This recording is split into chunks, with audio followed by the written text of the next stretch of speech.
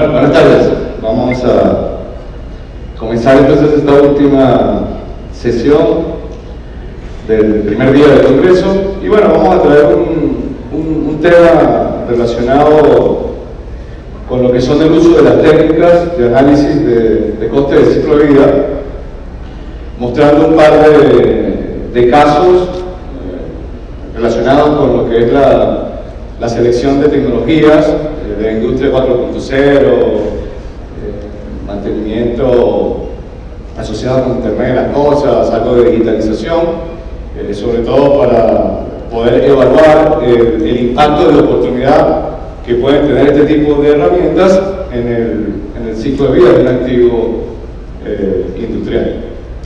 Antes de comenzar, bueno, pues simplemente hacemos una pequeña guía sobre el contenido que vamos a tratar. Primero vamos a fijar algunos conceptos básicos sobre los procesos de análisis de coste de ciclo de vida.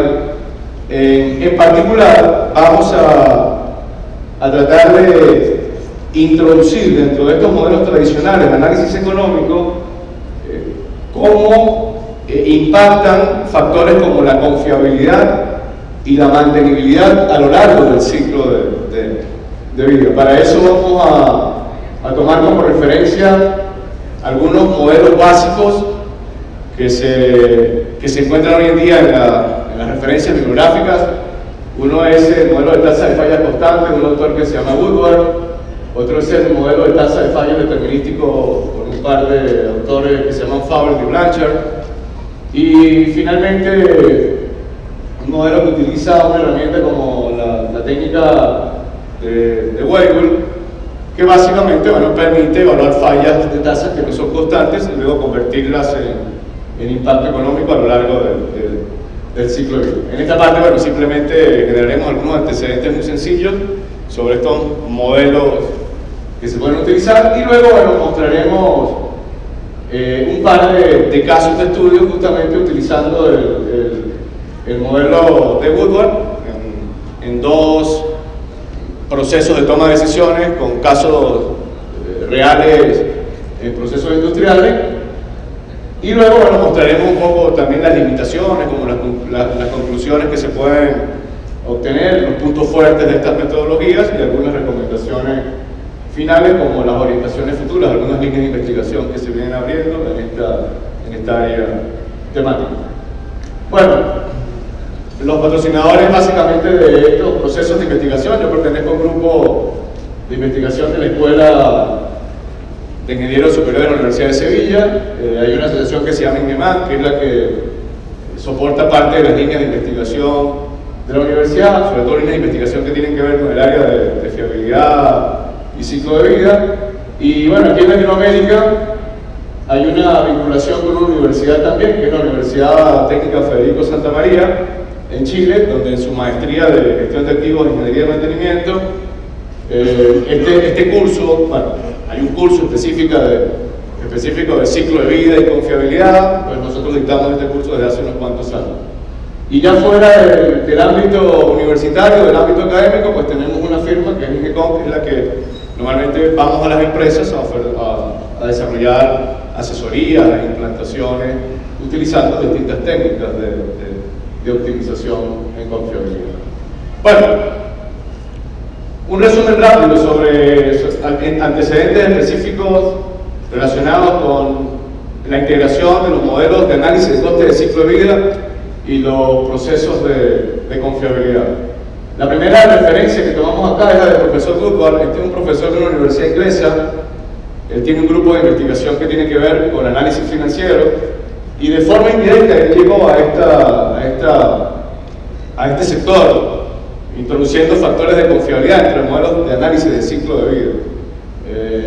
En esos años él le tocó hacer una evaluación sobre, en el sector de la Armada Británica específicamente, ellos querían evaluar la estructura de costos del proyecto del avión Harrier, este avión que aterriza con un helicóptero. Ese proyecto data de tiene más de 40, 50 años.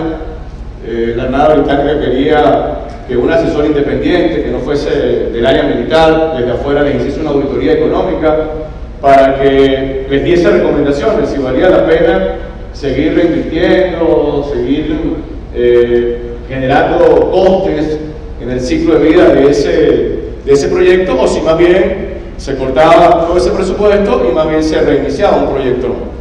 Ahí entra este profesor Woodward con su grupo de investigación y de forma indirecta, bueno, él tiene que hacer un análisis de coste de ciclo de vida, de todos los gastos que se asociaban a ese proyecto, y en el medio de esa investigación, bueno, él comenzó a buscar estructuras de costos. Una de las estructuras de costos que él auditó fueron los aspectos relacionados con cómo se estimaban los costos por falla de estos equipos.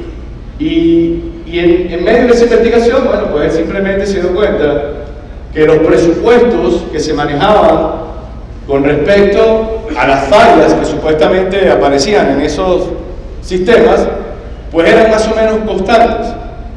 Entonces él generó una propuesta económica dentro de un modelo de análisis total de coste de ciclo de vida. Entonces él propuso una ecuación muy sencilla que veremos más adelante, donde se proyectaba justamente la frecuencia de falla, pero tomando esa consideración, partiendo de patrones de fallos constantes. Él publicó, se salió la primera referencia en el área de investigación, y posteriormente, bueno, salieron otros investigadores trabajando en esta misma área. Aparecieron un par de profesores de una universidad en Estados Unidos, que es Virginia Tech. Ellos se llaman Fowler y Blanchard. Ya estos son ingenieros industriales. Ellos plantearon de que el modelo inicial propuesto por el profesor Woodward era un modelo muy básico, porque suponía que se iba a tener un patrón de fallos constantes a lo largo de todo el ciclo de vida. Eso significaba que los costes supuestamente por fallos iban a ser una línea recta, y eso, bueno, en la práctica normalmente no es así. Es como que ustedes tengan un sector industrial, qué sé yo, una bomba que proyectas a 20 años, y ustedes le van a decir, no, esa bomba todos los años va a tener una falla al año, y la voy a repetir por 10 años, y voy a calcular el mismo costo. Eso era más o menos la propuesta del modelo inicial. Entonces estos profesores propusieron, bueno, que matemáticamente eso no era lo ideal, que había que más bien construir la función matemática que me permitiese establecer cómo cambia la frecuencia de fallas en el ciclo de vida. Y como en teoría entonces la frecuencia de fallas no va a ser una constante, sino va a variar, los costos, por supuesto, que vamos a generar en términos de gastos por fallas no van a ser constantes. Ellos no propusieron ningún modelo matemático, sino simplemente, bueno, lo que comentaron era que tenía que haber un especialista en el área de matemática y desarrollar la función. Entonces este modelo, a pesar de que la propuesta era mucho más interesante que la de Woodward, no salió del ámbito académico, porque en el sector industrial pues nadie va a contratar a un matemático para que solo le construya la función de frecuencia de fallos de un activo. Entonces ahí tuvo muchas limitaciones. Ahora, en el 98 vinieron un par de ingenieros, William Scott, que estos sí eran ingenieros que trabajaban en el área de análisis de fallos, pero específicamente utilizando técnicas estadísticas de simulación. Uno de los modelos que ellos utilizaban era el modelo de Weyl. Entonces ellos simplemente lo que hicieron fue tomar la propuesta original de Woodward, y lo que hicieron fue proponer, bueno, en vez de calcular una tasa de fallos constante, vamos a proponer el proceso que genera Weyl para que se calcule una frecuencia de fallos que no es constante, porque Weyl tiene esa opción, te permite calcular frecuencias de fallos que no son constantes, dependiendo, bueno, del tipo de datos que le estemos introduciendo. Claro, ese modelo entonces es un modelo bastante conocido en el área de mantenimiento, ya a nivel de software o herramientas matemáticas, ya el modelo de Weyl está consolidado, entonces se les hizo muy fácil aplicar ese proceso. Ellos llegaron, agarraron, bueno, publicaron, hicieron varios casos reales, y posteriormente, bueno, en los años de 1999 hubo una organización, una empresa que se llama The Good House Partnership, que justamente tiene un stand acá. Ellos desarrollaron un par de herramientas dentro de un proyecto que se llamó el proyecto Macro, que era Maintenance Cost Optimization. Se juntaron contra una universidad que se llama Robert Gordon University, en el Reino Unido también, o en Escocia, y desarrollaron una primera herramienta que se llamó el APT Lifespan. Ese es un software justamente que te permite evaluar aspectos del ciclo de vida afectados por factores de confiabilidad. En ese momento ellos tenían como una especie de herramienta de prueba se acercaron al Instituto Venezolano Tecnológico del Petróleo, ahí se hizo una especie de joint venture con esta organización.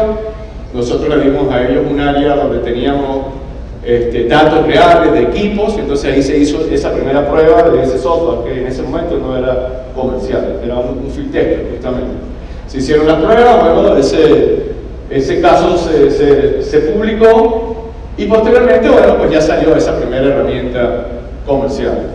Posteriormente, claro, estos son antecedentes, ya hoy en día esa no es la única herramienta comercial que existe que involucra aspectos del ciclo de vida y confiabilidad. Ya la mayoría de las plataformas comerciales, de software, qué sé yo, Reliasos, Isograph, Ibara, Item Software, muchos de esos software que existen bien en el mercado ya tienen normalmente un módulo de análisis de ciclo de vida que también involucra factores de confiabilidad. Ahora, estos son simplemente los antecedentes previos. Ya hoy en día, además de los software comerciales, pues simplemente entendiendo lo que se propone, que es tratar de simular cómo va a cambiar el número de fallas a lo largo del ciclo de uso de un activo industrial. Ya tú puedes utilizar cualquier herramienta estadística o matemática que te permita hacer esa simulación. Entonces ya no hay una limitación, simplemente que tenemos que irnos a utilizar un software específico, no. Que hoy en día usted puede utilizar, insisto, cualquier modelo más matemático para hacer este tipo de simulaciones de frecuencia de falla. Bueno, ya comencemos a entrar un poco en materia de las discusiones que normalmente se generan cuando se utilizan este tipo de herramientas. Hay una discusión muy interesante con respecto a lo que es el uso de las herramientas de análisis de coste de ciclo de vida, sobre todo para el proceso de sustitución o justificación de equipos. La primera discusión que siempre se genera acá es el término de la obsolescencia. Tenemos que entender que el término de la obsolescencia es un término técnico-económico. A veces tendemos a pensar que la obsolescencia es simplemente un término técnico. Es decir, la obsolescencia está afectada por variables técnicas, pero la decisión final es económica. Porque yo cuando decido justamente que el equipo comienza a obsolecerse o es obsoleto es porque desde el punto de vista técnico tiene limitaciones, pero es porque, lo más importante es porque desde el punto de vista económico no me está generando un nivel de rentabilidad para el proceso en el cual yo tengo trabajando ese equipo. Y otro error también muy común que se comete con el término de la obsolescencia es siempre relacionar obsolescencia con envejecimiento, con tiempo. A veces en muchos de los procesos industriales donde nosotros participamos, pues probablemente tú escuchas a un mecánico, a un operador, oye, este equipo está obsoleto. Y cuando lo primero que tú preguntas es, ¿pero por qué está obsoleto? Y la respuesta que normalmente te da, bueno, no lo ves, está muy viejo, tiene 30 años, ese equipo es muy feo, ese equipo falla mucho. Fíjense que esas son discusiones interesantes, porque el que esté obsoleto, perdón, el que esté muy viejo, el que falle mucho, el que sea feo, el que supuestamente no nos guste porque tenemos que estar constantemente arriba de él, reparando un poco de avería, eso no significa que esté obsoleto. Claro, yo le puedo preguntar ahora, ¿pero el equipo está funcionando? Sí, está trabajando, sí, está produciendo, sí. No, este año se está discutiendo que hemos roto los récords de producción en la línea de manufactura. Entonces, ¿por qué dice que está obsoleto? No, porque me pone a trabajar demasiado. No, eso es otra discusión.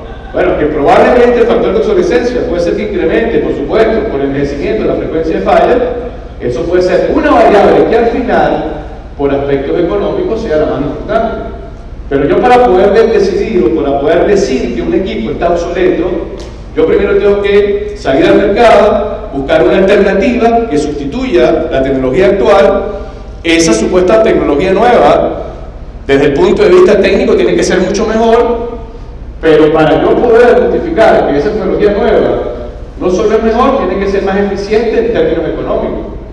Tiene que generar un mayor nivel de rentabilidad del proceso productivo. Entonces es una variable técnico-económica cuando queremos utilizar este tipo de herramientas. Bueno, ya entran otros factores que son también muy comunes a la hora de acelerar el proceso de obsolescencia. Bueno, ya vienen aspectos relacionados, por ejemplo, con los cambios en el contexto operacional, demandas en la producción. Probablemente compraste ese equipo hace 20 años para unos niveles de producción específica y 20 años después el mercado ha cambiado, el mercado se ha ampliado, entonces usted necesita producir más.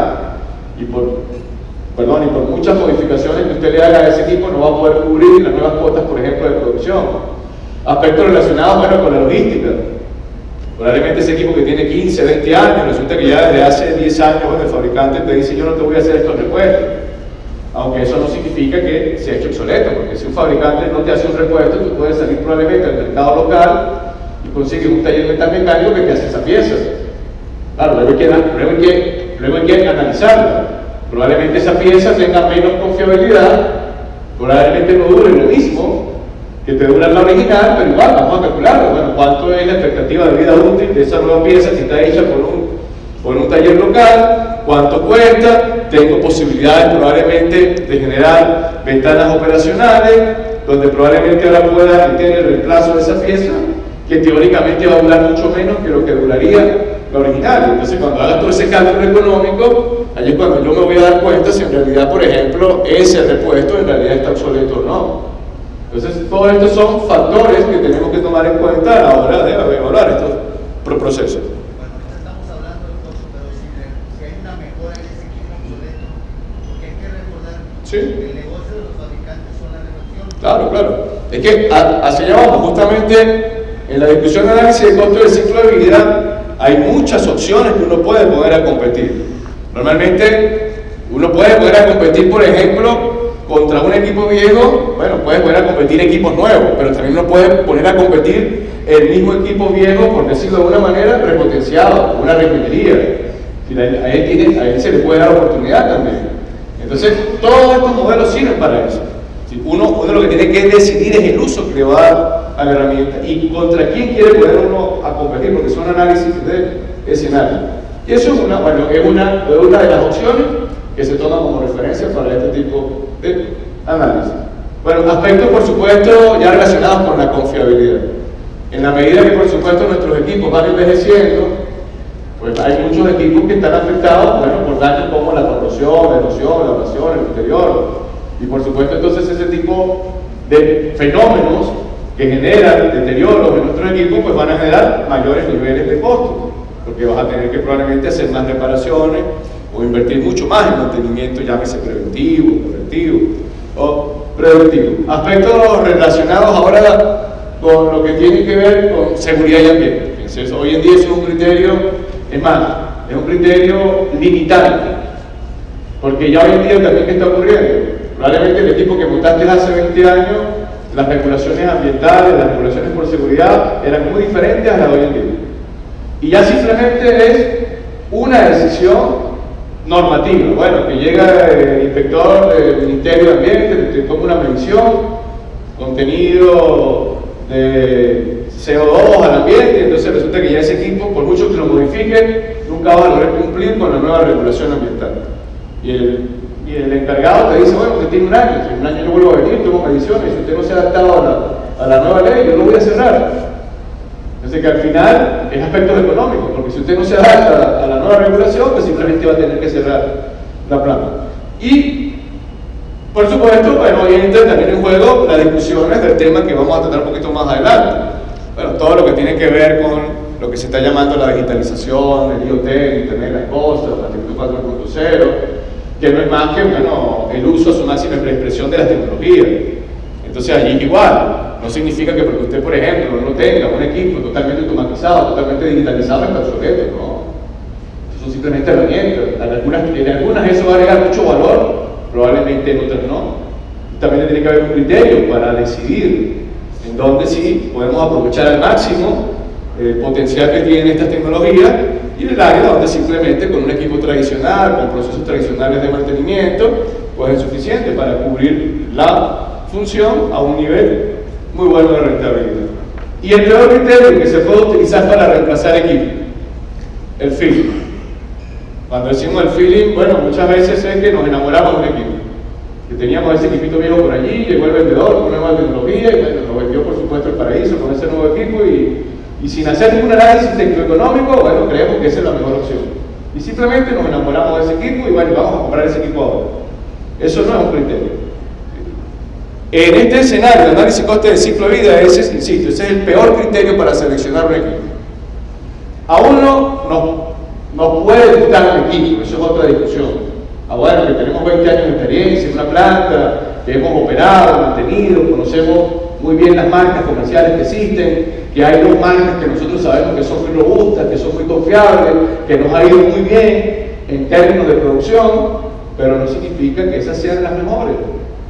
Simplemente hemos tenido buenas experiencias, nos gusta mucho cómo funcionan, pero yo no tengo por qué estar eternamente enamorado de esas dos únicas marcas, porque resulta que está la marca C, la marca D, la marca E, la marca F, y distintamente que yo no las conozca, no sé si esas son mejores. Entonces, a veces hay que tener mucho cuidado cuando entramos en esa zona de confort también. No, que yo tengo mucha experiencia, yo conozco solo esta máquina, con esta máquina me ha ido muy bien y no me quiero mover de allí. No. Siempre puede haber una mejor alternativa. Entonces, lo ideal es que al aplicar estos modelos, bueno, estos modelos simplemente lo que te obligan es a que traduzcas todas las variables técnicas y económicas en dinero. Y al final es un indicador cuantitativo, no una suposición. No, yo creo, me parece, puede ser, no. Puede ocurrir que, bueno, en esas evaluaciones, coincidentemente, la marca que más nos guste resulta ganadora. Bueno, ese es el mejor escenario. Pero puede ocurrir lo otro, que cuando estamos poniendo a competir esa marca contra otra, resulta que hay otras que desde el punto de vista técnico-económico son mejores.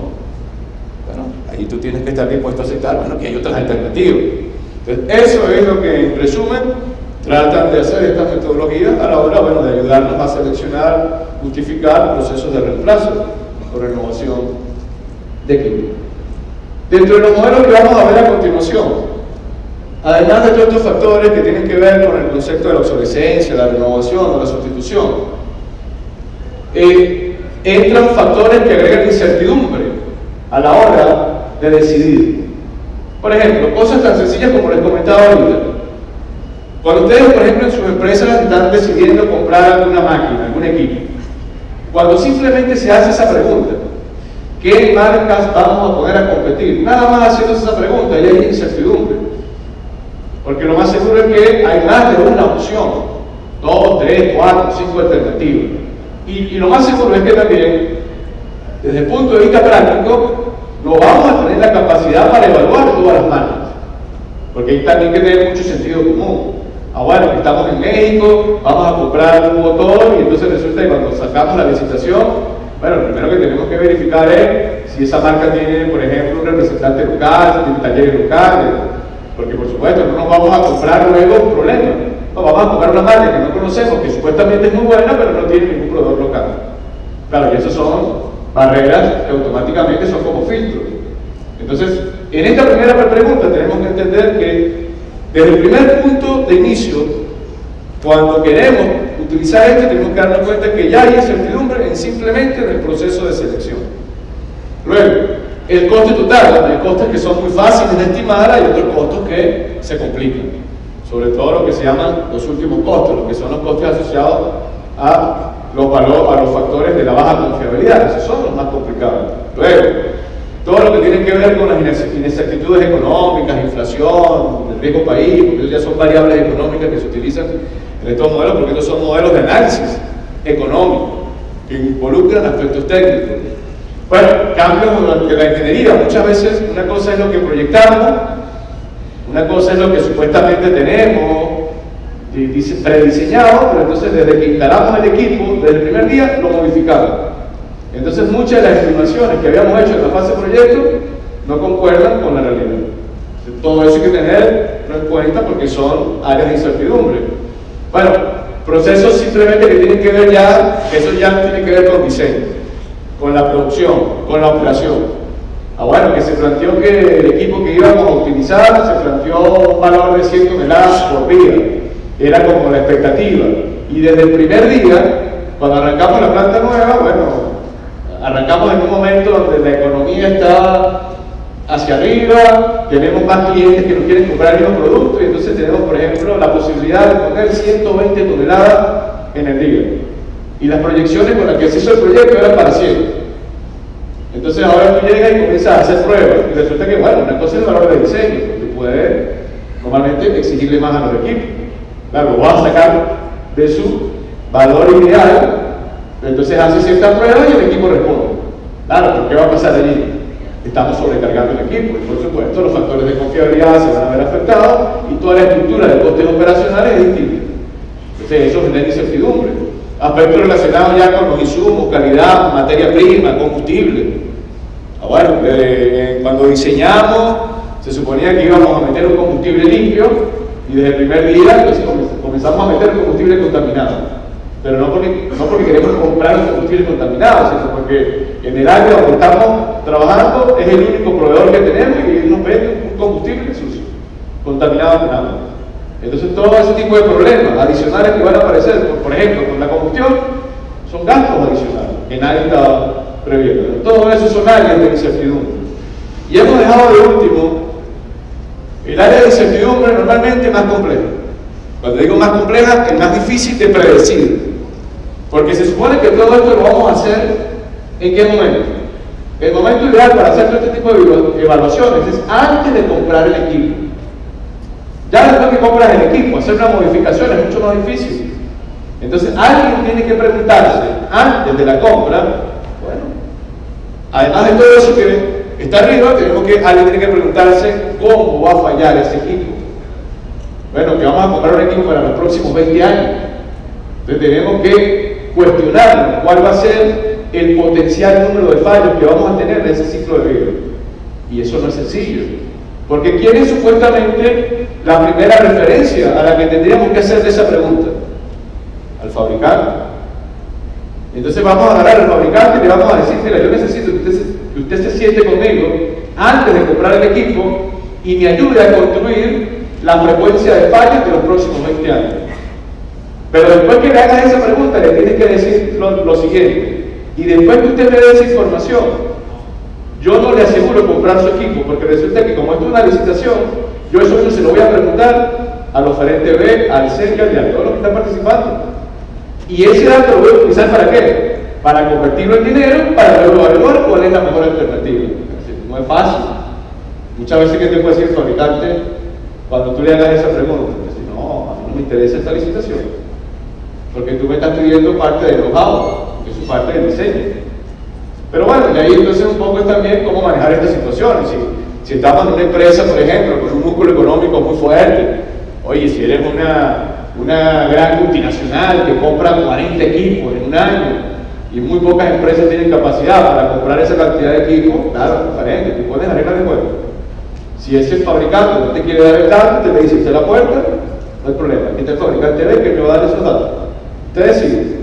Si quiere o no quiere participar en una licitación de 40 equipos al año y cada equipo cuesta $2 millones. Entonces ahora es distinto si tu posición está en una empresa pequeña, bueno, que compras un motorcito una vez a la 40 y te pones a pedir a Caterpillar que te dé el dato de confiabilidad. Caterpillar te dice, pues tú me compras un motor cada 20 años y quieres que yo te dé parte de mi know-how. Y lo más probable es que al revés, Caterpillar te va a decir, hasta aquí llegamos, a mí no me interesa esta licitación. Claro, allí por supuesto eso es una barrera. ¿Cómo se puede pedir ese dato ahora? Claro, hay que ir de forma distinta, por favor, necesito que vamos a conversar para ver cómo falla el equipo. Y en última instancia, si el fabricante no te quiere dar ese dato, bueno, ¿qué le puedes preguntar? Bueno, pero por lo menos dime a quién le has vendido ese equipo. Te va a tratar de ir a plantas similares, que tengan equipos similares, bueno, y más o menos por referencia, puedes hacer proyecciones de frecuencia de fallo. Pero lo ideal sería que en una primera instancia, bueno, sea el fabricante el que nos ayude a construir esa frecuencia de fallo. Y bueno, y luego entran ya discusiones que donde se comienzan a mezclar aspectos financieros con aspectos técnicos. Fíjense, del lado izquierdo está normalmente la posición del que tiene capital para invertir. ¿Sí? El que tiene dinero en un proyecto industrial para invertir normalmente quiere, por supuesto, que los equipos que vamos a comprar sean lo más económicos posible, lo más baratos posible. Aparte de eso quiere que los costos de operación y mantenimiento sean los más bajos. Y aparte quiere que el equipo dure una eternidad. Esa es la visión del que quiera agregar su capital en un proyecto industrial. Pero del otro lado, ¿quién tenemos? Fíjense, del otro lado estamos, bueno, la gente de mantenimiento, la gente de operaciones. ¿Qué quiere la gente de operaciones? Bueno, que el equipo que se coloque allí sea el más confiable, el de mayor disponibilidad, el que me ayude a producir más, el más eficiente. Y hoy en día, por supuesto, que cumpla con todos los estándares de seguridad, ambiente y calidad. Entonces, cuando uno trata de poner esto en una mesa o en una balanza, es como si fuesen dos mensajes totalmente opuestos. Porque el dueño del capital quiere darle $1, pero con ese dólar de operaciones quiere que se les compre un Ferrari. Y resulta que con ese dólar usted no va a poder comprar un Ferrari. Pero cuando usted compra ese Ferrari, usted no compra el color rojo, el caballito rampante, el ruido del motor, el cuero del asiento. Eso es algo adicional que te da Ferrari. Lo que tú compras con un Ferrari es una máquina que está hecha para 1 millón de kilómetros. ¿Cómo llega un motor de Ferrari a 1 millón de kilómetros? Fíjense, eso no se improvisa, eso es ingeniería, eso es diseño, eso es material. Claro, cuando lo comparan, qué sé yo, contra el Kia, el Hyundai, bueno, no se sienten aludidos lo que tengan. Digamos, la mayoría de carros de producción masiva, esos carritos tradicionales de producción masiva, vienen para cuánto? Para 250.000 kilómetros, un poquito más, un poquito menos. Entonces, hay una ingeniería para esos autos, hay un nivel de confiabilidad para esos autos. Y eso tiene un costo, que es mucho más bajo. Si usted quiere pagar entonces ese exceso de kilómetros adicionales que te da el BM, que te dé el Audi, que te dé el auto de alta gama, bueno, eso tienes que pagarlo. Ahora, la pregunta correcta a responder es si yo necesito llenarme de Ferraris en mis plantas industriales, como una metáfora, si yo necesito llenarme de Audi, y allí la respuesta es no. Porque ahí va a depender de una variable que más adelante vamos a llamar el riesgo.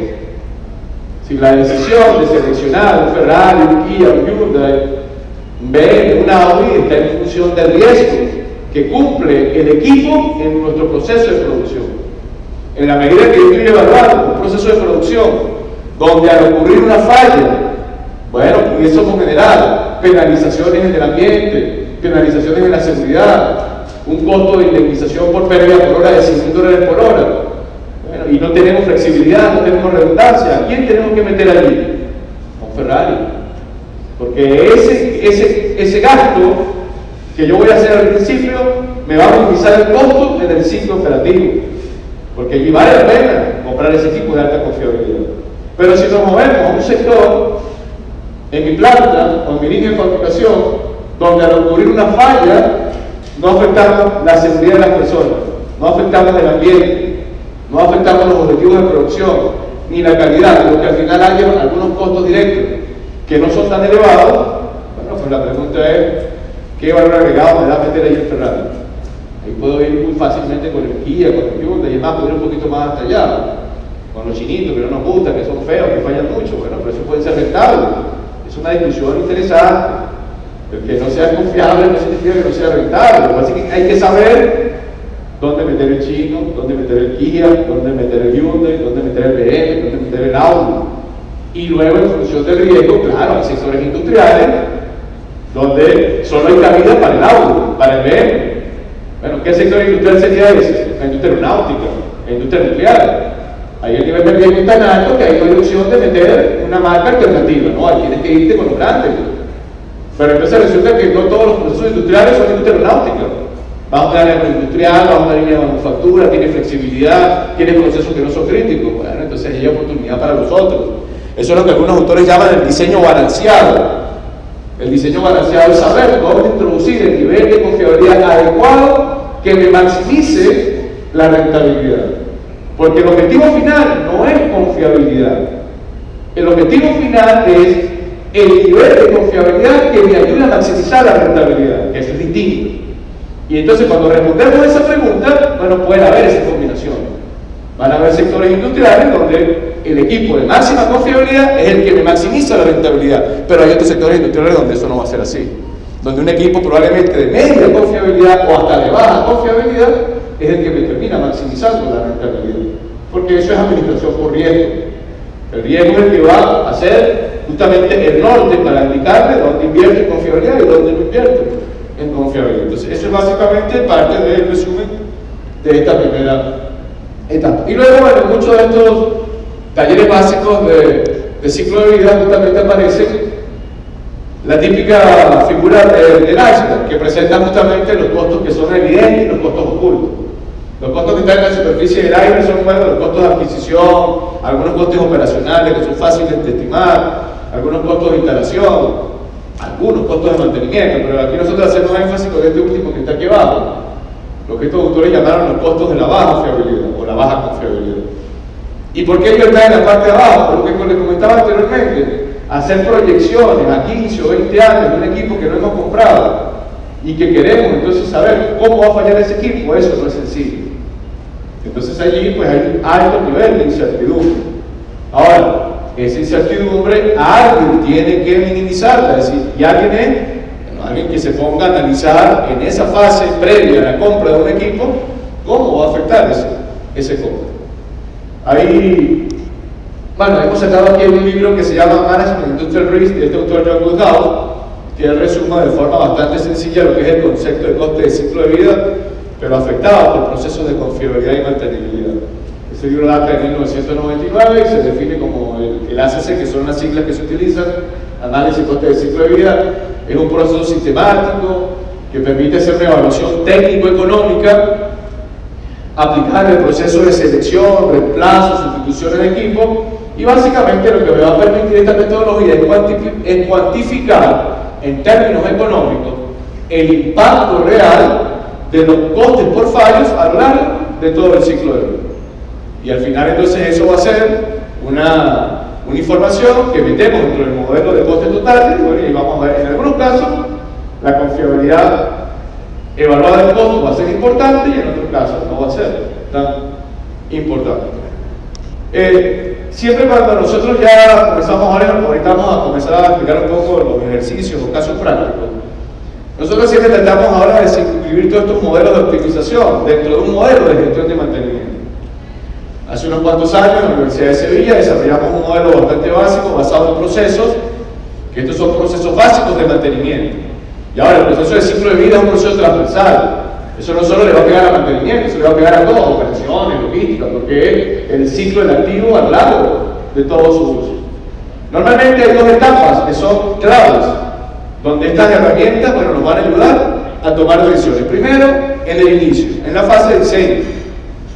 Ese es el momento ideal para arrancar con todo este análisis, es decir, que alguien se cuestione antes de la compra cómo va a afectar la confiabilidad. Pero una vez entonces que ya utilizamos el método de coste de ciclo de vida para determinar la mejor alternativa, claro, ahora tenemos que instalarlo y él va a comenzar a operar. Entonces ahí vienen ya los costes operacionales reales. Y entonces ahí viene ahora la primera comparación. ¿Cuánto fue nuestra estimación contra la realidad? Ahí pueden ocurrir dos cosas. Una, bueno, que fuimos muy asertivos y todo lo que se estimó en la fase de diseño, con un error bajo del 5, máximo 10%, son los mismos gastos que estamos teniendo en la realidad. Bueno, allí, excelente ese proyecto, pero puede ocurrir ahora lo otro, que esos costes que estimamos en la fase de diseño no se parecen en nada a lo que está ocurriendo en la realidad, y eso es muy común también. Claro, entonces eso se va a generar lecciones aprendidas, y lecciones aprendidas sobre todo ¿para qué? Para que luego, bueno, después que yo he utilizado el equipo por 5, 10, 15 años, he planificado mantenimiento, he programado actividades, he justificado técnicas de optimización, bueno, al final yo voy a tener que tomar decisiones de ¿qué? De sustitución. Entonces ahí otra vez entra la misma herramienta, pero ¿para qué? Para ahora ayudarme a determinar cuándo es el momento óptimo de sustituir, de renovar, de reemplazar, o como comentaron allá, en la pregunta que hicieron al principio, si es preferible más bien reinvertir en el equipo viejo, porque eso es una opción. Si hay la alternativa de hacer una reingeniería, entonces yo puedo darle oportunidad al equipo viejo también para que compita contra los nuevos. Entonces, todo eso son los dos momentos críticos de esta metodología. En la fase previa, sobre todo en la ingeniería conceptual de diseño, y en la fase de cierre, cuando ya tenemos que tomar la decisión si vale la pena seguirlo utilizando o si más bien sustituimos el equipo. Y luego, bueno, estas variables que estos autores, que son los modelos que hemos mencionado, que es el modelo de Woodward, el modelo de Brent Scott, esa variable se va a llamar CTP, ese es el nombre que le pusieron esos autores, costes totales por fallo. Pero esa variable llamada costes totales por fallo no es más que un indicador de riesgo económico. El riesgo económico para estos modelos de análisis no es más que la combinación de una frecuencia, la frecuencia de interrupción, la frecuencia de fallo. La frecuencia de fallo es un factor que sale de la confiabilidad. Y luego yo tengo que evaluar el tiempo indisponible que me genera esa falla. Y adicionalmente a ese tiempo ponerle valor económico. Bueno, ¿cuánto me cuesta la pérdida de producción, los costos directos? Entonces eso es la consecuencia. Cuando multiplico esa consecuencia por esa frecuencia, en los modelos económicos normalmente eso se va a convertir en un presupuesto anual, un presupuesto de gasto, costes por falla. Y esa variable se va a tener que poner a competir contra todos los otros costos, que ya lo vamos a ver a continuación. Entonces al final, cuando nosotros en realidad estamos calculando este tipo de indicador llamado coste por falla, lo que estamos haciendo es un cálculo básico de riesgo económico, porque estamos traduciendo el comportamiento de confiabilidad en un valor de presupuesto anual, y es el que luego, bueno, tomamos como referencia para decidir si vale o no vale la pena pues, continuar con ese equipo o optar por otra alternativa. Y justamente cuando hablamos de estos modelos, aquí se hablan de estructuras económicas, las dos estructuras tradicionales, lo que se llaman los CAPEX y los OPEX. Los CAPEX normalmente son los costes relacionados a la inversión, el coste de adquisición. Normalmente, en esta primera parte, para, digamos, en las empresas que compran equipos, esta área es la de menor incertidumbre. Porque ustedes simplemente tienen que solicitar el costo de ese equipo, bueno, cuánto cuesta instalarlo, pero allí no está la incertidumbre. La incertidumbre está en ¿dónde? En los OPEX. Ya comenzó a adaptar el equipo y ahora tenemos que generar toda una serie de gastos para mantener la operación. Dentro de los OPEX, bueno, hay algunos gastos no tan difíciles de estimar, pero bueno, aquí siempre insistimos. Los gastos asociados por la baja confiabilidad, porque es lo que hemos venido insistiendo desde el principio, es que usted tiene que proyectar para los próximos 15 o 20 años cómo va a fallar ese equipo y luego convertirlo en dinero. Esa normalmente, bueno, es pudiésemos decirlo, que en los modelos que vamos a mostrar a continuación, bueno, es la barrera más importante, y donde entonces hay que probablemente dedicarle más hora a hombre, meterle esfuerzo económico para poder buscar ese tipo de información. Ok, y al final, a nivel gráfico, muchas de estas herramientas, muchos de estos software terminan entregando lo que se llaman las curvas totales de coste del ciclo de vida. Entonces, bueno, esto es una representación muy sencilla. En el eje vertical tenemos, por ejemplo, valores económicos, millones de dólares, y en el eje horizontal tenemos tiempo. Y todo lo que hay ahí son los costes totales a lo largo de un ciclo de vida. Imagínense que el ciclo que estamos evaluando es 25 años. Entonces tenemos dos equipos, por ejemplo, un equipo que hemos llamado el A. El A supuestamente es un equipo de baja confiabilidad comparado contra el B. Entonces ese equipo de baja confiabilidad, cuando nosotros lo comparamos, por ejemplo, en el año 0, si yo solo comparo el costo de inversión inicial de ese equipo A contra el B, normalmente el equipo B nunca va a tener ninguna alternativa, porque normalmente siempre los equipos de alta confiabilidad son más costosos, entonces él va a tener limitaciones. Ahora, para yo poder hacer una comparación en términos de más o menos cierta igualdad, yo tengo que hacer la comparación desde el ciclo completo. Y cuando entonces yo hago el cálculo del ciclo completo, ahora sí voy a ver las oportunidades de un equipo de alta confiabilidad. Claro, ese equipo, por ejemplo, como el A, que al principio parece ser muy atractivo, porque su inversión es baja, la factura de él no viene acá, la factura de él viene en los OPEX. Las fallas posteriores me van a comenzar a dar una cantidad de gastos importantes. En cambio, equipos como el B, que teóricamente al principio no parecen ser muy atractivos porque son los que tienen mayor costo, normalmente lo bueno de esos equipos es en la operación, porque ellos me van a minimizar el OPEX por menor número de interrupciones. Ahora, lo que yo necesito medir no es lo que me cuenta el equipo al principio, no, lo que yo necesito calcular es el área total que hay bajo la curva en los 25 años. ¿Y qué se busca? Se busca un mínimo, pero un mínimo para los 25 años.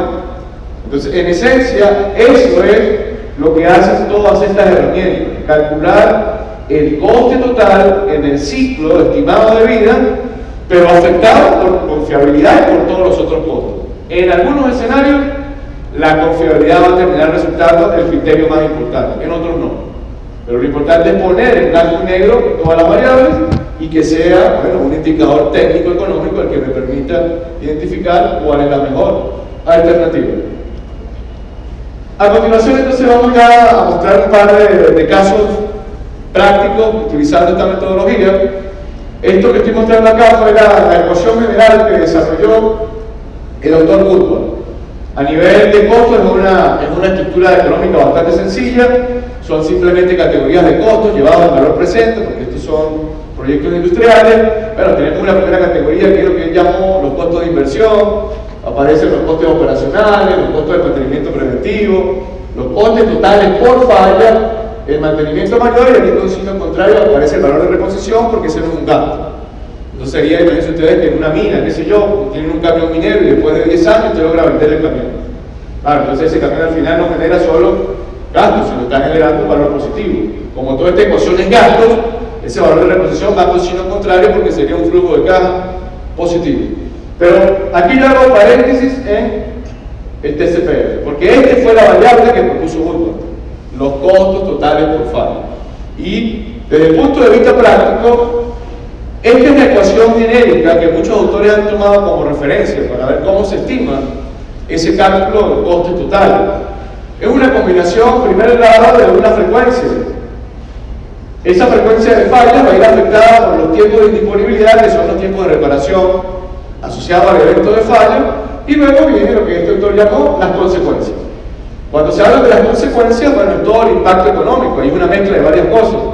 Ahí tenemos que colocar, bueno, costos directos, materiales, mano de obra, tenemos que colocar pérdida de producción, calidad, ineficiencia, y bueno, eso se complica mucho más. Si la falla te arrastra problemas por seguridad o ambiente, todo esto hay que traducirlo en dinero. Entonces todo ese efecto como consecuencia, por esa disponibilidad y por esa frecuencia, en teoría, me va a terminar generando un presupuesto anual, porque esta ecuación al final se va a convertir en valores de dólares equivalente a año o pesos equivalente a año, que eso sería como el presupuesto de eventos de fallo que vamos a tener en ese sistema. Y lo más complicado no es ni siquiera la ecuación, lo más complicado es justamente este sumatorio que aparece aquí de 1 hasta n. Porque ¿quién es 1 hasta n? M son los diversos modos de fallo que tenemos que evaluar en un sistema. Entonces imagínense ustedes, qué sé yo, voy a tomar como ejemplo una mina. Estamos seleccionando la compra de un par de camiones, entonces resulta que estamos en una competida Caterpillar contra Komatsu. Y entonces resulta que ahora yo quiero saber cuál es de esos dos el que tiene el menor coste de ciclo de vida. Pero entonces ahora yo voy a necesitar acercarme, por ejemplo, al de Komatsu y decirle, bueno, indícame cuáles son los modos de fallo del sistema. ¿Cuántos modos de fallo puede tener un camión minero? Bueno, hace 3 años allá en Chile hicimos un RCM de un Komatsu. Ahí salieron 1500 modos de fallo, entre fallo mecánico, instrumentación, control, parte eléctrica. Ahora imagínense ustedes, yo le voy a pedir al fabricante que me entregue 1500 time to failure de diseño. Bueno, ¿qué te va a decir Komatsu? Ya se volvió loco. Y es más, eso no se lo van a, eso sí no se lo van a dar a nadie. Y probablemente muchos de esos datos no los tengan Komatsu tampoco, ni Caterpillar. Entonces, ¿qué es lo que hacen normalmente los fabricantes? Se concentran en los modos de fallo críticos. Entonces tienes que cerrar el volumen de control. Eso fue lo que propuso, bueno, un autor llamado Woodward. Él te dice, bueno, entonces esos modos de fallo, más bien selecciona cuáles son las fallas críticas de este gran sistema. Bueno, y probablemente de 1500 modos de fallo son 15 o 20 los modos de fallo críticos. Y a esos modos de fallo críticos es donde hay que concentrarse. Claro, entonces ahí sí tendríamos que hacer el esfuerzo de buscar justamente la frecuencia, los tiempos de reparación, estimar los costos y luego, bueno, calcular presupuestos anuales y meterlo dentro del modelo. Entonces, esta es la variable crítica, la frecuencia de fallo, porque es la que normalmente va a costar conseguir información con respecto a estos modelos de selección. Y aquí lo que he hecho un pequeño resumen sobre las propuestas matemáticas de estos autores. Por ejemplo, Woodward propone que con una frecuencia de fallo basado simplemente en un promedio aritmético. Tienes que tener el promedio aritmético de los tiempos de fallo, dividir el número de fallos y sin calcular ningún error de desviación ni nada, proyectas una frecuencia de fallo muy sencilla. La segunda, bueno, Fabro y Rachado ponían ya que un matemático tenía que construir la función de fallo y bueno, ahí se complicaba un poco este modelo. Y William Scott lo que propone es utilizar un modelo como el de Weibull, que matemáticamente él ya calcula un promedio, pero no es el promedio aritmético, es el promedio estadístico. Ese promedio de Weibull corrige la desviación estándar, entonces la frecuencia de fallo que se estima con el modelo de Weibull teóricamente es un poquito mejor que la que se calcula con el modelo de Woodward. Entonces es la única diferencia, el uso de una técnica estadística ya para proyectar mejor la frecuencia de fallo. Y bueno, he mostrado estos tres modelos para que simplemente ustedes entiendan parte de la matemática, pero yo les decía al principio, si ya después uno conoce herramientas matemáticas que te permitan proyectar la frecuencia de fallas diferentes a esto, me las puedo utilizar. Es más, bueno, hoy en día, aquí entra un poco la digitalización, Internet, las cosas. Hoy en día tú puedes simular esto, qué sé yo, simulaciones estocásticas, simulaciones de Monte Carlo, redes neuronales, redes de Markov, y para de contar. Hay mucha matemática que es mucho mejor que esta, pero bueno, eso ya es complicarse. Ahora, ¿dónde vale la pena complicarse? Complicarse significa reducir la incertidumbre del modelo. Y bueno, si estuviese en sectores como el aeronáutico, ahí valdría la pena complicarse. Pero por algo tan sencillo como, yo aquí me voy a la parte más simple, con simplemente tratar de por lo menos hacer una estimación basada en el promedio aritmético, pero que alguien haga ese cálculo y que lo meta como valor económico, eso es un valor agregado dentro de estos análisis. Y luego, bueno, aquí lo que mostramos, algunas limitaciones, ya vamos a haber mencionado, el de Woodward, pues, lamentablemente solo te propone fallas constantes, Fabre y Blanchard te proponía que un matemático desarrolle esto, y bueno, y el modelo de Weyl, pues lo que necesitas tener es un software que te permita hacer este tipo de estimación. Para ello entonces ya va cerrando un poco y redondeando las ideas, ahora voy justamente a meterme con la parte de los casos prácticos e interpretar un poco el tipo de decisiones que se toman con estos modelos. Primero voy a mostrar, este es un caso teórico, y luego mostraré los dos casos ya reales sacados de un par de evaluaciones que hicimos en años anteriores. Estoy utilizando el modelo de Woodward. Fíjense, aquí yo estoy mostrando una estructura bastante sencilla de lo que serían dos grandes equipos en los cuales yo quiero decidir cuál de los dos es la mejor alternativa. Aquí voy a mezclar los datos tradicionales de costo más los costos de la confiabilidad. Entonces, por ejemplo, el equipo 1 cuesta $450.000, el equipo 2 cuesta $300.000, un ciclo de 15 años, una tasa de interés del 10%. Abajo tenemos los datos de confiabilidad. En el equipo 1 es un equipo que supuestamente con los datos que saqué del fabricante, ese me va a fallar aproximadamente 1.5 veces al año, su tiempo indisponible de 20 horas, donde está ubicado ese equipo hay unas penalizaciones de alrededor de $1.100 por hora, y el equipo 2 tiene una confiabilidad que es mucho peor, 6 fallas por año, vamos a tener un tiempo de reparación de 10 horas y una penalización de 1.100. Y luego, bueno, lo que les comentaba, un equipo como el B o el 2, que es menos confiable, por supuesto cuesta mucho menos. $300.000 contra $450. Y arriba hay una estructura de costes operacionales, mantenimiento preventivo. Bueno, aquí simplemente se agarra todo eso. Primero lo que se hizo acá, por ejemplo, yo aquí muestro un resultado sin ponerle valor económico a la confiabilidad y a la mantenibilidad. Yo voy a asumir que lo que muestro a continuación, el plan de mantenimiento preventivo va a ser tan bueno que lo va a eliminar todas las fallas. Entonces, en ese caso, fíjense, estos serían los resultados. Si yo tengo un plan de mantenimiento preventivo perfecto, el costo en valor presente para el ciclo de 15 años de la alternativa 2 sería $412.000. Y para la alternativa 1 serían $646.000. Y por supuesto termina ganando quién? El equipo más barato, que es el menos confiable. Pero acuérdense, aquí yo me he colocado el costo de oportunidad de la confiabilidad. ¿Qué hago ahora? Claro, ahora yo tengo los datos para proyectar las posibles fallas con sus respectivos costos. Entonces, eso es lo que hago ahora. Proyecto el cálculo anual. 1.5 fallas por 20 horas por 1.100 me da una anualidad de $23.000. Y en el caso 2 me da $66.000. Entonces, ahora eso lo meto el valor presente con todos los otros costos y hago lo mismo, hago la comparación. ¿Qué ocurre ahora? Cuando he introducido los datos de costes por falla, que esta variable no aparecía anteriormente, ahora la balanza se pone hacia abajo. Así que ahora el equipo que tiene el menor coste de valor presente, ¿quién es? No es el equipo 2, es el equipo 1. Claro, ¿qué ha ocurrido acá? El supuesto ahorro que me da el equipo 1, perdón, el 2, que son $150.000 de inversión inicial menos, ¿dónde los pierde? No, en los costes potenciales por falla, porque entonces en el equipo número 2, ese número de fallas se van a convertir en un costo de $500.000 para ese proyecto. En cambio del otro, solo voy a tener 250, si aquí invierto $150.000 más, pero para generar un ahorro en costes por falla, porque la penalización es bastante alta. Entonces, en este caso en particular, invertir en un equipo que es más costoso al principio, pero que es más confiable, genera un menor coste de ciclo de vida. Aquí en este caso la confiabilidad pasa a ser el criterio más importante. Si nosotros entonces estamos poniendo a competir equipos en sectores donde normalmente la penalización tiende a ser muy alta, bueno, ocurren cosas como esta. Los equipos de alta confiabilidad normalmente son los que van a resultar más económicos a lo largo del ciclo de vida, indistintamente que tengan una mayor inversión. Entonces, eso es como un resumen muy sencillo del uso de esta metodología. Y la parte final lo que representa es este 27.9 y 54, es sobre los costes totales del ciclo de vida.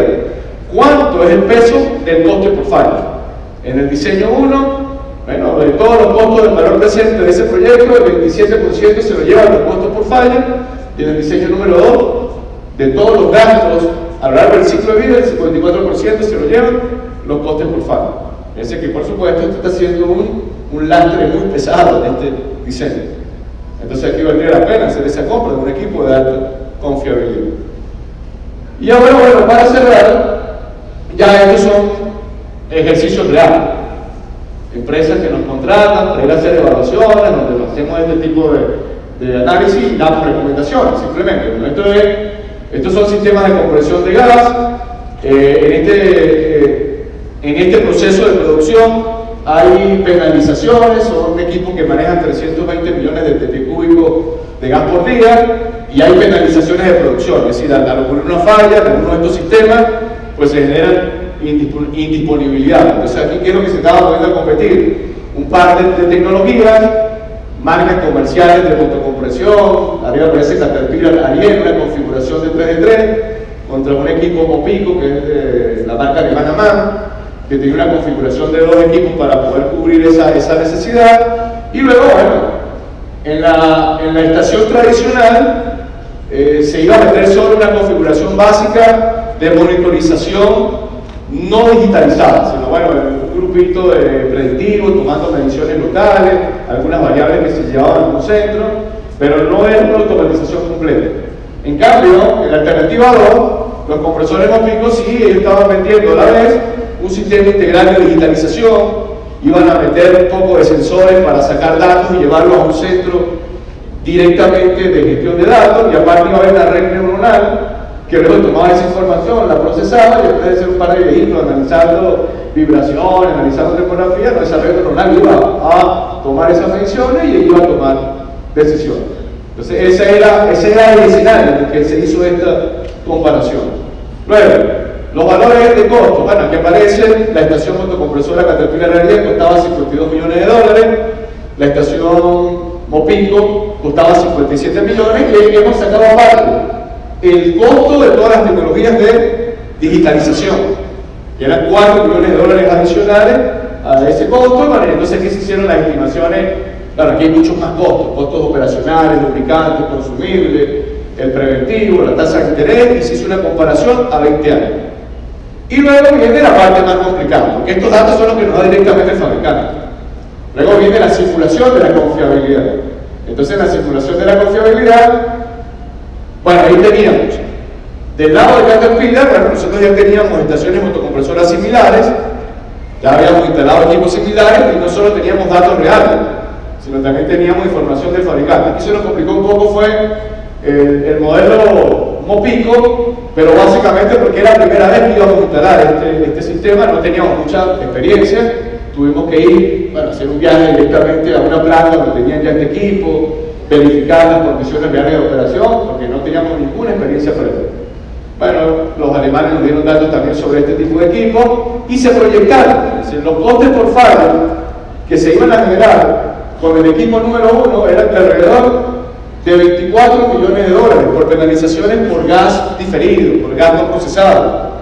Y en el caso de Mopico, bueno, su nivel de confiabilidad asociado a toda esa digitalización que íbamos a meter me iba a permitir controlar de forma mucho más efectiva la confiabilidad. Sí, me iba a permitir anticipar a muchos eventos de falla. Y entonces, convertido en dinero por posibles fallos, solo íbamos a tener potenciales penalizaciones de 2 millones de dólares. Eso lo metimos dentro de los costes totales, y en este caso, bueno, se hizo la valoración completa, y entonces, ¿qué se obtuvo? Se obtuvo unos costes totales del ciclo de vida de la opción 1 de 241 millones de dólares convertidos en valor presente. Y la alternativa 2,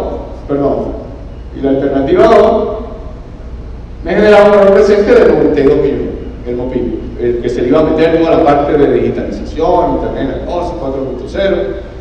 Y luego se sacó el porcentaje de los costos de fallos con respecto a los costes totales.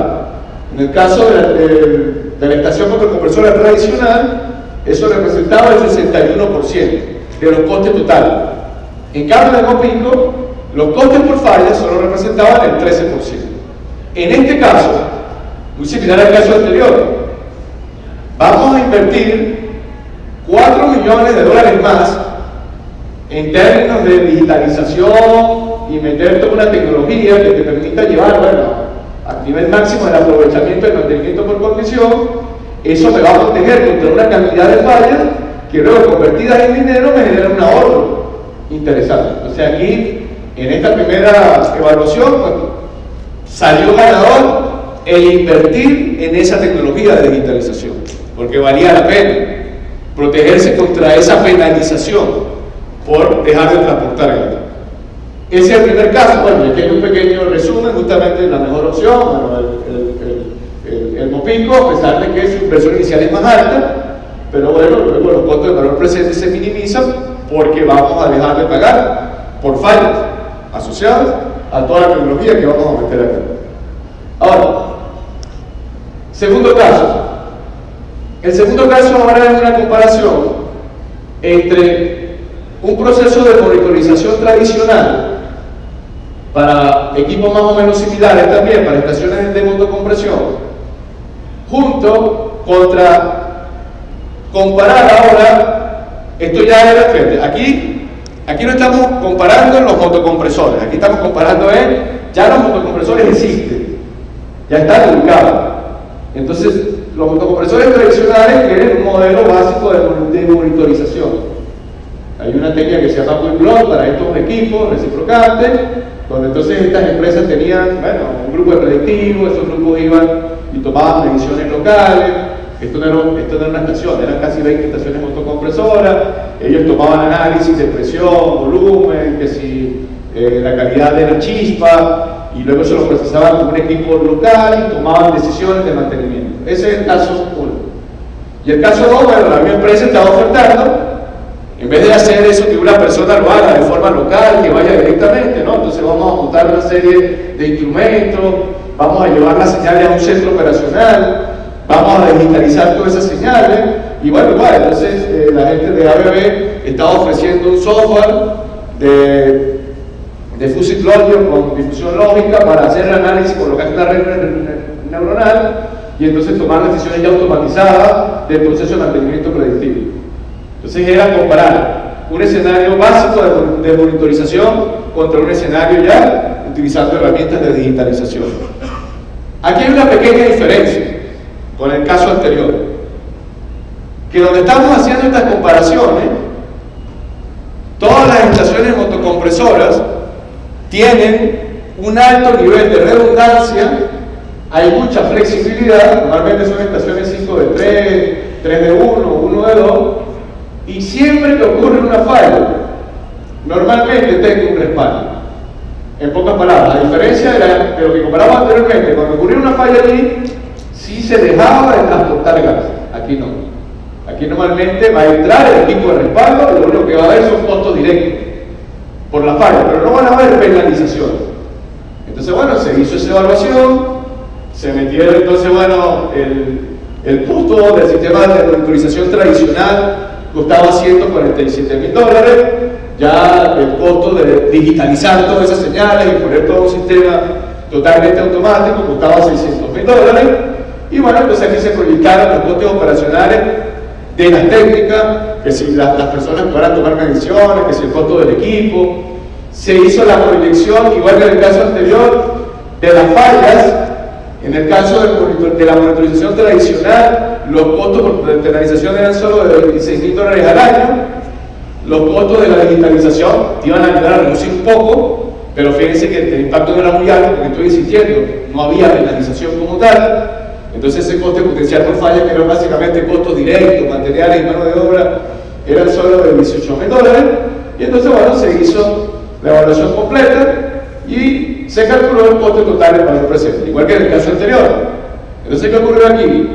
La opción de monitorización tradicional, pero tenía un valor presente de $438.000, y la digitalización, meter todas esas técnicas para digitalizar y automatizar totalmente el proceso de toma de decisiones, ¿cuánto daba acá? $838.000. A diferencia de la interpretación del caso anterior, en el caso anterior sí se justificaba meter toda esa inversión de digitalización por las penalizaciones. Pero entonces ahora acá, donde estamos evaluando un escenario donde el riesgo se minimiza, porque entonces al ocurrir la falla no tenemos las penalizaciones, entonces ¿qué ocurre ahí? El invertir en ese poco de tecnologías de digitalización se hace exageradamente costoso y no se va a lograr pagar en el ciclo de 15 años. Entonces aquí es preferible que continuar con tu modelo tradicional de toma de datos básicos, seguir utilizando realmente esos equipitos portátiles, que con todo el error que pueda haber allí, con todas las equivocaciones que se pueden tener los técnicos tomando decisiones allí, las fallas que ocurren allí no van a generar un impacto importante. Entonces, hemos traído estos dos tipos de escenarios, pero sobre todo es para qué? Para generar algo de conciencia en todo lo que nosotros nos hemos dado cuenta que viene ocurriendo en estos últimos años, sobre todo con los temas de digitalización, el 4.0, el IoT, que bueno, por supuesto, se está aprovechando, muchos vendedores de muchas tecnologías que están en río revuelto, y entonces hay mucho desconocimiento. Entonces ahora se nos está metiendo por un lado que todo hay que digitalizarlo, todo hay que meterle 4.0, todo hay que meterle técnica de automatización 100%. Y la pregunta es, ¿pero eso agrega valor? Esa es la primera pregunta que tenemos que hacernos. ¿Cuánto cuesta toda la inversión tecnológica que estamos metiendo? ¿Cuántos puntos de confiabilidad podemos recuperar? ¿Cuántos puntos por mantenibilidad podemos recuperar? ¿Cuánta disponibilidad podemos recuperar metiendo esa tecnología? ¿Y cuánto de esos puntos de disponibilidad podemos convertir en mayor producción que se termine convirtiendo en más rentabilidad? Porque esa es la respuesta importante a tratar de resolver acá. Si al meter todas esas técnicas logramos maximizar la rentabilidad capitalizando puntos de disponibilidad que convertimos en más producción, lo más seguro es que se paguen esas herramientas. Pero entonces en escenarios donde el riesgo es mínimo y donde las penalizaciones son mínimas, normalmente eso no va a ser lo más rentable. Entonces es lo mismo que hablábamos al principio, así como vale la pena tener equipos muy confiables en algún lado y equipos poco confiables, pues de repente también vale la pena tener algunos equipos todavía con monitorización básica o sencilla por instrumentos muy sencillos, y en otro lado sin meter digitalización y con un poco de herramientas. Ya, es decir, ahí no hay una respuesta única. Entonces el modelo de ciclo de vida me permite poner en blanco y negro esa decisión. Entonces ahora sí estamos optimizando las decisiones. Donde invertimos en mucha tecnología, donde no vale la pena hacer esas grandes inversiones. Bueno, con esto vamos cerrando. Siempre cuando se cierra esta discusión sobre el tema del ciclo de vida, pues volvemos a lo que yo comentaba al principio. ¿Cuál es el mejor momento para introducir todas estas herramientas de análisis de coste de ciclo de vida, pero sobre todo para evaluar el impacto económico de la confiabilidad o la mantenibilidad? El mejor momento es justamente en las fases tempranas del proyecto, ingeniería conceptual, previsualización, sí, antes de comprar el equipo. Si ya después usted, por ejemplo, fíjense, esta parte aquí, ¿quién es? Esto ya son los OPEX, es decir, de aquí agarramos, instalamos el equipo y lo arrancamos. Imagínense ustedes que 6 meses después, que ya seleccionaron el equipo, justamente se dan cuenta que hicieron mala selección, que el equipo que compraste no fue el más adecuado. Y justamente, ¿por qué? Porque compraste más barato simplemente, porque ahí no hiciste ninguna evaluación de riesgo, ni de impacto por confiabilidad, ni nada. ¿Qué va a poder hacer usted allí? No, quiero que me lo cambien. Que compraste un motor de 10.000 HP, quiere que te lo cambien. No pronto lo van a cambiar. Usted ahora va a tener que convivir con ese calvario por los próximos 10 años. Y por supuesto, va a tener que hacerle mucho mantenimiento y peor aún, bueno, en algún momento usted va a tener, probablemente en el primer overhaul, que va a tener que hacer un rediseño. Y ese rediseño le va a costar mucho más. Entonces, en vez de quejarnos aquí, después de haberlo instalado, ¿no? Pongamos a alguien a que se ponga a hacer estos análisis. Eso es lo que algunos autores llaman el costo de incertidumbre. El no poner a alguien que haga esa evaluación en la fase de diseño, bueno, ese es el costo de incertidumbre cuando estemos operando. Entonces, esa es la idea más importante de todo esto, pues, tratar de proveer un procedimiento en las organizaciones en lo que nos veamos obligados, sobre todo para los proyectos críticos, para proyectos de inversión importantes, para selección de equipos de alto costo, bueno, hacer este tipo de evaluaciones en esa fase. Ya luego, bueno, aquí lo que mostramos algo del futuro.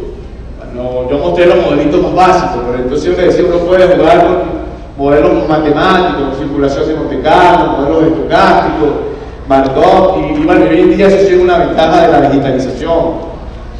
Todos estos modelos matemáticos, que antes, bueno, conseguir una herramienta eso era dificilísimo, ahora no, ahora usted entra en la red y puede conseguir algoritmos de redes neuronales totalmente gratuitos, puede conseguir estos modelos totalmente gratuitos, mete datos y simplemente va a hacer simulaciones.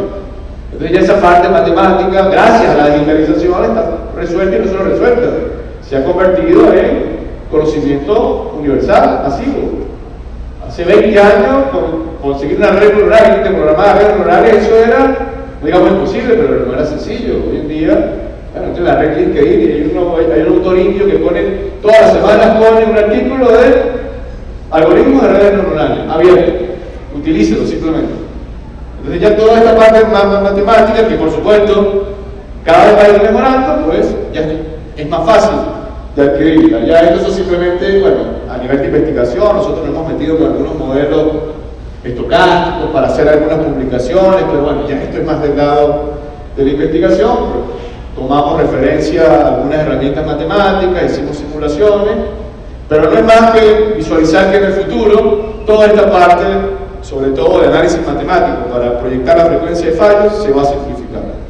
Porque es simplemente tener una herramienta donde ustedes lo que van a meter son los tiempos de fallo, y esos tiempos de fallo los van a convertir en frecuencia. Y eso es lo que se termina luego convirtiendo en valor económico. Ahí, bueno, ustedes han ido tomando alguna fotografía de esta presentación un par de minutos más adelante. Hay un grupo en LinkedIn que se llama Ingeniería de Confiabilidad Operacional. Nosotros colgamos allí esta presentación, más un artículo teórico que hay sobre esto, para que ustedes lo puedan descargar sin ningún tipo de problema. Y bueno, el cierre de todo esto, ¿cuál es el valor agregado que al final obtenemos con el uso de estas técnicas de análisis de coste de ciclo de vida?